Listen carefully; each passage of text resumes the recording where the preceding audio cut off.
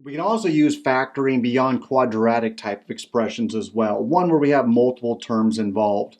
So our general strategy in trying to solve these is, let's see if we can get all the terms on one side and set it equal to 0, and then see if we're able to factor. So in this particular one is an example to illustrate that. Let's subtract the 3 tan x from both sides. So I have a tan of x, sine squared of x, minus 3 tan x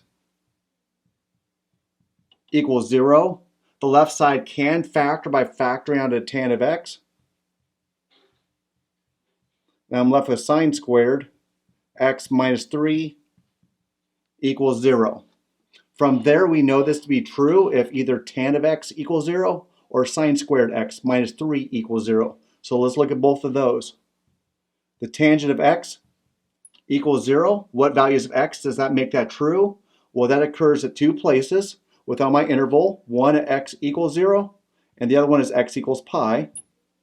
Both of those values produce a tangent of 0.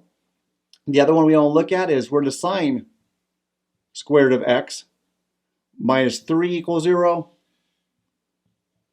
Sine squared of x equals 3. Take the square root of both sides.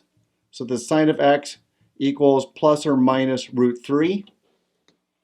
From there, we understand that there are no values because this is undefined. We can only look at values of x within a domain between 1 and -1, and plus or minus root 3 are outside of that domain, so there's no values that will make this part true.